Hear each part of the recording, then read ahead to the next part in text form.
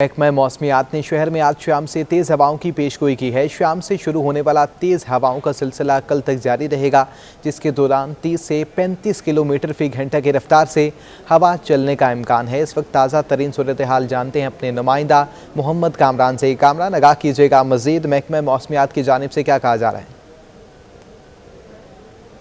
जी बिल्कुल, शहर में इस वक्त तेज़ हवाओं का सिलसिला बाकायदा तौर पे शुरू हो चुका है। जिस तरह महकमा मौसमियात की जानिब से कहा गया था कि शहर में जो हैं तेज़ हवाएं चलना शुरू हो जाएंगी आज से कल तक।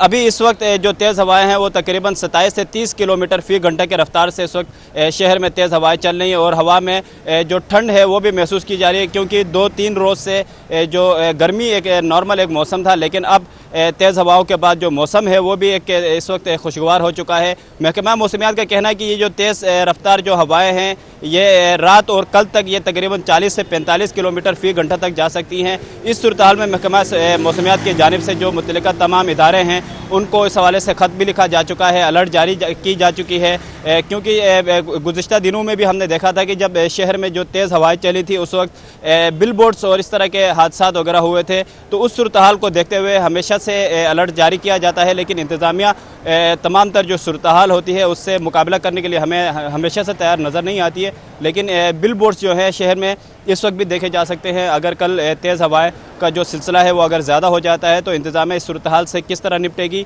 ये देखने वाली बात होगी, क्योंकि इससे पहले जो सूरत हाल हमने देखा कि उसमें हादसात इस तरह रूनुमा हुए। लेकिन इन तेज़ हवाओं के साथ साथ शहरियों को भी एहतियात बरतने की ज़रूरत है। जब शहर में तेज़ हवाएं चलेंगी, गर्द आलूद हवाएं चलती हैं, तो ख़ास तौर पर जो बाइक में सफ़र करने वाले जो हजरात होते हैं उनको एहतियाती तदाबीर अपनानी होंगी। बाइक जो है, जो मोटरसाइकिलें हैं वो आहिस्ता से चलाएं, ताकि आप जो तेज़ हवाओं के बायस जो बैलेंस आउट हो जाता है उससे आप बच सकें, किसी हादसे से बच सकें। महकमा मौसमियात का कहना है कि जो साहिली पट्टी है वहाँ पे जो माहीगीर हैं उनके लिए भी ये ख़ास तौर पे हिदायत जारी की गई हैं कि वो भी समंदर के उसमें गहराई में जाने में एहतियात बरतें, और जो दिगर तमाम इदारे हैं इस हवाले से उनको भी जो तेज़ हवाएँ उस हवाले से हिदायत जारी की गई हैं। जी ठीक है, बहुत शुक्रिया आपका मोहम्मद कामरान।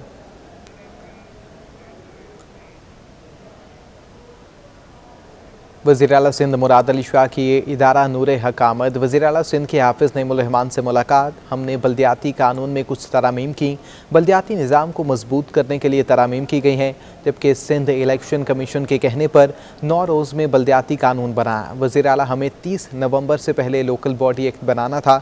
हाफिज़ नईमुल रहमान बोले, वज़ीर आला की क़यादत में वफ़द का खैर मकदम करते हैं। हमारा वाज़े और टू टोक मौक़िफ़ है, कराची को मालियाती और इंतज़ामी तौर पर बाख्तियार किया जाए। 21 नवंबर को इलेक्शन कमीशन ने हमें खत लिखा कि जी 30 नवंबर तक अपना कानून फाइनल करें और 1 दिसंबर से हम डिलिमिटेशन शुरू कर देंगे। हमारे पास 9 दिन थे, इस वजह से हमने कुछ जरूर जल्दी की। हम इसमें तरामीम के लिए तैयार हैं, हमें पता है हमने जल्दी में किया है। सिंध वाहिद सूबा है जिसमें कानून असेंबली में लाके पास किया। चीफ मिनिस्टर साहब सैयद मुराद अली शाह साहब तशरीफ लाए हैं पूरी टीम के साथ, मैं शुक्रिया अदा करता हूँ। हमारा ये बहुत वाज़े तौर पर ख्याल था और मौक़िफ़ था कि इंतज़ामी, सियासी और मालियाती इख्तियारात जो दर्ज हैं आइन की आर्टिकल 40A में, हमने इसलिए बहुत इंश्योर किया इस बात पर। PFC अवार्ड जो कि इन्होंने एग्री किया कि हम इंतखाब के 30 दिन बाद ये मुनक़िद कर लेंगे, तो ये बड़ी अचीवमेंट हम समझते हैं कि मालियाती तौर पर एक अच्छी चीज़ जो है बल्दियात के लिए होगी। बल्दियाती कानून में तरामीम पर अमल दरामद इंतखाबात के बाद होगा। वज़ीर इत्तलात सिंध सैयद गनी कहते हैं, सुप्रीम कोर्ट के फैसले पर काबीना में तफसील से बात हुई। जमात इस्लामी से मुज़ाकरात के बाद बनाई गई कमेटी में तरामीम को देखेगी। वज़ीर बल्दियात नासिर हुसैन शाह ने मज़ीद कहा कि बातचीत सबके साथ हो रही है, कुछ सियासी पॉइंट स्कोरिंग कर रहे हैं। मज़ीद क्या कहना था, आइए आपको सुनवाते हैं। कमेटी बनाई है, हम ये सारे पहलू के देखेंगे। जो चीज़ें ऐसी हैं जिसमें हमें कोई क्लैरिटी होगी हम फौरी तौर पर कर देंगे। मैं कह रहा हूँ कि हम इसमें बहुत सारी चीज़ें उसमें कर देंगे, हमने की भी है, इससे पहले ही कर दी, फैसले से पहले कर दी है। लेकिन कुछ चीज़ों के लिए शायद हमें सुप्रीम कोर्ट ऑफ पाकिस्तान से मजीद क्लैरिटी दरकार होगी, वो हम लेंगे। सिंध हाई कोर्ट में जो पिटीशन है वो पिटीशन भी फेडरल गवर्नमेंट की उस ऑर्डिनेंस के ख़िलाफ़ है जो उन्होंने जारी किया था। अब अगर उस पिटीशन में जो ज़ेर बहस इशू है वो इशू ही फेडरल गवर्नमेंट का वो जो ऑर्डिनेंस था जो उस पर तामीरात करना चाहते थे वो है, तो फिर मेरा ख्याल है कि ये जो चीज़ें आप जो खदशात हैं आपके वो ख़त्म हो जाते हैं। इसलिए कि हाई कोर्ट ने जब 1958 वाली बात हमने अदालत के सामने रखी थी, उन्होंने ये कहा कि नहीं आपको इसको दोबारा करना है, हमने कर दिया है। अब इसमें फैसला हाई कोर्ट को करने दें। हम पहले भी ये बात वाजे कर चुके हैं कि फेडरल गवर्नमेंट ने सिंध हुकूमत से किसी एक मखसूस मकसद के लिए उन आइलैंड्स की बात की थी और हमने एक ख़त भी लिखा, लेकिन जब उन्होंने उसको वायलेट किया और एक ऑर्डिनेंस जारी कर दिया जो हम समझते हैं कि टोटली कब्जा करने के मुतरादिफ था, तो ना सिर्फ ये कि हम अपने उस खत से पीछे हट गए, बल्कि हमने हुकूमत को, जो फेडरल गवर्नमेंट को जवाब दे दिया। और आपने कहा कि आप MQM पाकिस्तान और PTI से क्यों नहीं बात हो रही, तो हमने उनसे भी सजेशंस मांगी थी, उनसे भी राब्ता रहा है हमारा। लेकिन कुछ लोग जो मर्जी है हम सब बातें भी मान लें, लेकिन उनकी पॉलिटिकली तौर पर अपना एक होता है तरीक़ेकार, वो पॉइंट स्कोरिंग वो करते रहते हैं।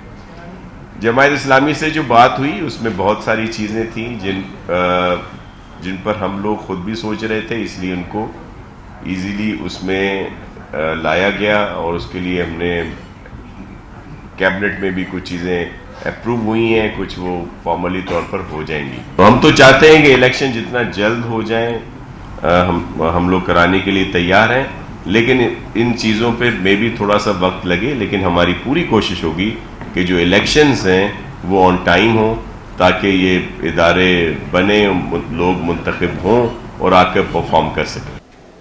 MQM रहनुमा ख्वाजा इजहार का कहना है कि सुप्रीम कोर्ट के फैसले के बाद सिंध हुकूमत की जानिब से सल्ब किए गए इख्तियारात दोबारा मकामी हुकूमतों को मिल गए हैं। 18वीं तरमीम के असल समरात अब आवाम तक पहुँच सकेंगे।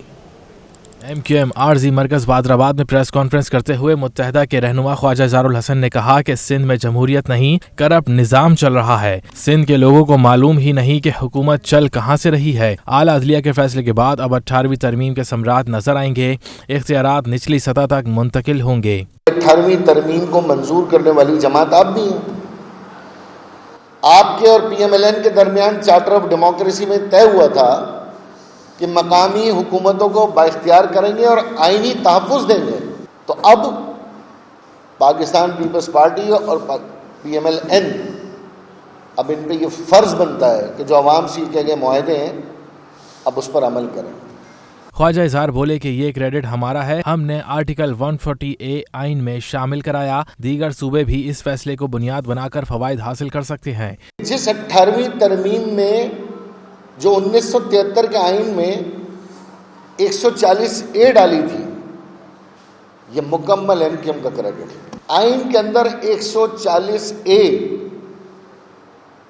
का शामिल करना ये मुत्तहदा कौमी मूवमेंट का क्रेडिट है। रुकने राब्ता कमेटी मोहम्मद हुसैन ने कहा कि सुप्रीम कोर्ट के फैसले ने पीपल्स पार्टी के झूठ की कली खोल दी है। ख्वाजा इजहार का मजीद कहना था कि आला अदालतों में मरदमशुमारी और शहरी सिंध के मुकदमात लेकर गए। अब कराची में मुकामी हुकूमतों को मजबूत करने का मरहला बाकी है, इसके लिए भी MQM ने सिंध हाई कोर्ट से रुजू कर लिया है।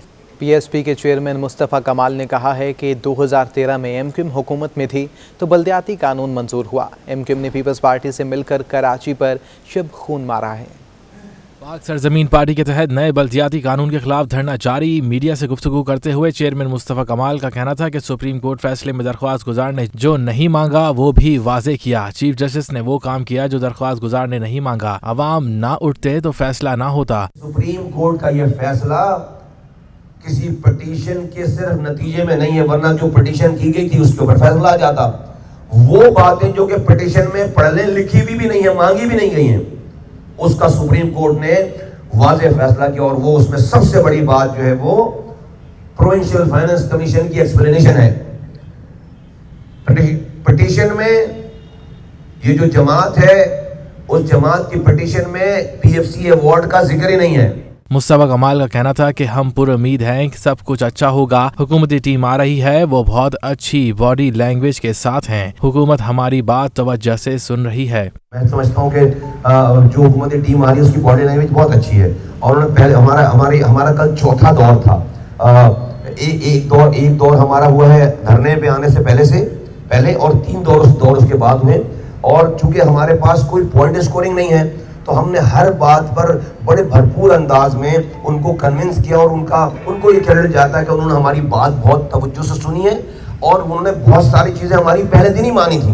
पीएसपी चेयरमैन ने कहा कि सुप्रीम कोर्ट के फैसले में सूबाई मालियाती कमीशन का पैराग्राफ पाक सरजमीन की आवाज है। पीएफसी का जिक्र पाक सरजमीन का मौक़िफ़ है। फवारा चौक पर पाक सरजमीन पार्टी का नए बल्दियाती कानून के खिलाफ धरना जारी है। तफसीलात जानते हैं अपने नुमाइंदा दानियाल सैयद से। दानियाल, आगाह कीजिएगा।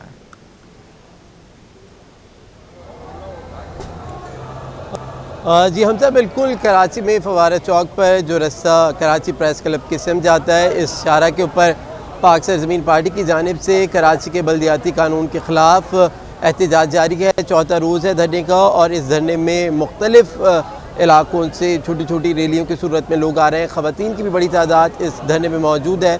जो पाकिस्तान पीपल्स पार्टी ने जो बल्दियाती कानून पेश किया है उसके ख़िलाफ़ सरापा एहतजाज है। उससे पहले जमात इस्लामी ने एहतजाज किया। अब पाक सरजमीन पार्टी जो है वो सरापा एहतजाज है। उनका कहना है कि कराची के हुकूक जब तक कराची के अवाम को नहीं मिल जाती उस वक्त तक इस एहतजाज का सिलसिला जारी रहेगा। हमारी जो ज़रा है उनका कहना है कि आज रात तक मुमकिन तौर पर पाकिस्तान पीपल्स पार्टी का वफ्द इस धरने में पहुँचेगा और जो मुजाहिरीन के जो मुतालबात हैं उनको मंजूर करने के लिए पाकिस्तान पीपल्स पार्टी का वफ्द पहुँचेगा। इस हवाले से भी तैयारियाँ की जा रही हैं। मुख्तलिफ उलमा, ख़तीब और दीगर जो ताजिर बरादरी का वक्त है वो भी इस धरने में शरीक हो रहे हैं और पाक सरजमीन पार्टी के रहनुमा मुस्तफ़ा कमाल से ज़ाहिर यकजहती कर रहे हैं और कराची के हुकूक के लिए मिलकर आवाज़ बुलंद कर रहे हैं। जी ठीक है, बहुत शुक्रिया आपका दानियाल सैयद।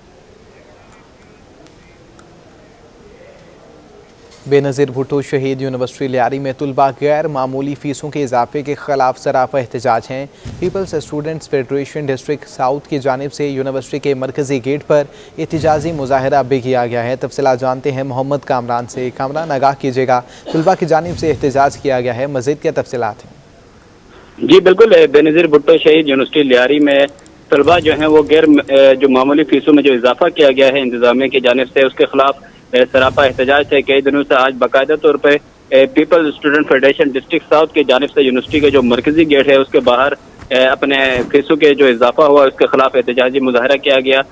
तलबा का कहना है कि यूनिवर्सिटी इंतजामिया की जानिब से फीसों में जो इजाफा है वो तलबा के लिए मुख्तस ट्रांसपोर्ट जो है उसमें जो चार्जेस हैं उसमें इजाफा किया गया है, जिसकी वजह से तलबा के जो फीस है वो अदा करने में और वालिदैन का इसके ऊपर खासतौर पर एक भारी बोझ पड़ा है, जिसके बाद तलबा को तालीम हासिल करने में और यूनिवर्सिटी आने में उनके लिए एक मुश्किलात का सामना है। पहले से इतनी महंगाई है जिसके बाद तलबा ने यह फैसला किया कि इंतजामिया को कानून तक ये आवाज़ पहुँचाई जाए, अपने जो मसाइल हैं वो उन तक उससे आगाह किया जाए। तलबा का कहना है कि मुख्तलिफ तरीक़ों से इंतजामिया को इस हवाले से आगाह वक्तन फ़वक्तन किया जा चुका है, मगर जो इंतजामिया है वो इस हवाले से किसी किस्म के कोई तलबा को रिलीफ देने के लिए तैयार नहीं है, जिसकी वजह से पीपल स्टूडेंट फेडरेशन जो है वो मैदान में आई है और पीपल स्टूडेंट फेडरेशन के डिस्ट्रिक्ट साउथ के सदर और कराची डिवीजन के सदर मदनी रजा ने यह फैसला किया है कि अगर इंतजामिया ने फीसों का जो इजाफा है उसको अगर वापस नहीं लिया तो इस एहतजाज को मजीद वसी किया जाएगा। एहतजाज को वसी किया जाएगा। कामरान अब हमारे साथ ही मौजूद रहेगा। टाउन के क़याम के हवाले से सियासी जमातें भी मुत्तफ़िक हैं, जबकि ईस्ट वेस्ट केमाड़ी और मलीर के हवाले से नया नोटिफिकेशन भी जारी कर दिया गया है, जबकि टाउन गज़ट नोटिफिकेशन में होने वाली गलतियां दुरुस्त की गई हैं। टाउन के क़याम के हवाले से सियासी जमातें भी मुकम्मल तौर पर मुत्तफ़िक हो चुकी हैं, जबकि ईस्ट वेस्ट केमाड़ी और मलीर के हवाले से नया नोटिफिकेशन भी जारी कर दिया गया है। नए फाइनेंस बिल में सोने के जेवरात पर 17% सेल्स टैक्स ऐड कर दिया गया है। सराफा बाजार के ताजरों ने मुतालिबा किया कि महंगाई की वजह से मार्केट में वैसे ही सन्नाटों का राज है, हुकूमत 17% सेल्स टैक्स को ख़त्म करे। कीमतें तो पहले ही आसमान छू रही हैं। हुकूमत ने तलाई जेवरात गरीब की पहुंच से मजीद दूर कर दिए। नए फाइनेंस बिल में सोने की जेवरात की खरीदारी पर 17% सेल टैक्स लगाने का फैसला कर लिया। सराफा बाजार के ताजरों का कहना है कि सोना पहले ही बहुत महंगा है और फिर इतना टैक्स देना मुमकिन नहीं। हुकूमत ने 17% टैक्स जो लगाया है ये ज़रा सा नाजायज़ है। उसकी वजह यह है कि 17% टैक्स गोल्ड की मेकिंग, उसकी वेस्टेज, ये सब लेने के बाद गोल्ड का रेट 1,25,000 बहुत ही ज़्यादा महंगा कस्टमर्स को बेचना पड़ेगा। मज़ीद इतने टैक्सेस तो आवाम के ऊपर बोझ मज़ीद डाला जा रहा है। रिलीफ कब मिलेगा कोई पता नहीं है। 3 साल 3.5 साल ये जो गुजर गए हैं मामला, अभी तक सिर्फ आवाम को तबका जा रहा है और आगे भी कोई पुरसान हल नज़र नहीं आ रहा। बाजार में आई शहरी का कहना था कि सोने की कीमत और महंगाई की वजह से शादी करना भी मुश्किल हो गया है। हुकूमत से हम लोग बहुत ज़्यादा तंग आ गए हैं भाईजान। इतना महंगाई हो गया है कि गरीब बंदे का जीना बहुत मुश्किल है। तो हमारे जैसे गरीब बंदे किधर इतना सोना खरीद सकते हैं। आजकल तो शादी करना बहुत मुश्किल हो गया। दुकानदारों का कहना है कि वेस्टेज, बनाई और 17% सेल टैक्स के बाद जेवरात की कीमतें और ऊपर जाएंगी। हुकूमत 17% सेल टैक्स फौरी खत्म करे, हमारे कारोबार को तबाह होने से बचाए। कैमरामैन कयूम शेख के साथ अयाज आदा, सिटी 21। वज़ीर-ए-आला सिंध के मावन ख़ुसूसी बराए bureau of supply and prices doctor Kattumal Jeevan का सूबा भर में आटा और गंदम की कीमतों में नाजायज़ इजाफे का नोटिस ले लिया गया है, जबकि DG bureau of supply and prices ने सूबे भर के डिविजनल कमिश्नर्स को खतूत बेड़साल कर दिए हैं। तफसीला जानते हैं मोहम्मद कामरान से। कामरान, आगाह कीजिएगा। जी बिल्कुल, वज़ीर-ए-आला सिंध के मावन ख़ुसूसी बराए bureau of supply and prices के जो वज़ीर हैं कट्टुमल जीवन ने सूबे भर में जो आटा और गंदम की कीमतों में नाजायज़ इजाफा होता है उसके खिलाफ नोटिस लिया है। इस हवाले से DG bureau of supply and prices ने सूबा भर के जो डिवीजनल कमिश्नर्स हैं उनको इस हवाले से खतूत अरसाल कर दिए हैं। ख़त का जो मतन है उसके मुताबिक नाजायज़ मुनाफाखोरों के खिलाफ सख्त कार्रवाई की जाएगी और गंदम और आटा की कीमतों में नाजायज़ जो इजाफा है उसके हवाले से कहा गया है कि किसी सूरत इसको बर्दाश्त नहीं किया जाएगा। डॉक्टर कट्टुमल जीवन का कहना है कि ज़िले इंतज़ामिया की अदम जो दिलचस्पी है उसके वो शर्मिंदगी का बायस बन रही है। कट्टुमल की जीवन की जानिब से बाकायदा हिदायत जारी की गई है कि मुनाफाखोरों और ज़ख़ीरा अंदोज़ों के खिलाफ फौरी मुहिम का इसका बाकायदा तौर पर आगाज़ किया जाए। ख़त का मतन है कि special commodities price control and prevention of profiting and hoarding act 2005 व दीगर कवानीन के तहत ज़िले इंतज़ामिया प्राइस कंट्रोल करने की बाकायदा तौर पर मिजाज होगी। एक्ट और दीगर कवानीन के तहत अमल करते हुए जारी हिदायत पर फौरी तौर पर अमल दरामद को भी यकीनी बनाया जाएगा। ख़त के मतन के उसके मुताबिक bureau of supply and prices के अफसरान इस अमले को इस ज़मन में बाकायदा तौर पर हिदायत भी जारी कर दी गई है। जी, हिदायत भी जारी कर दी गई है। बहुत शुक्रिया आपका मोहम्मद कामरान।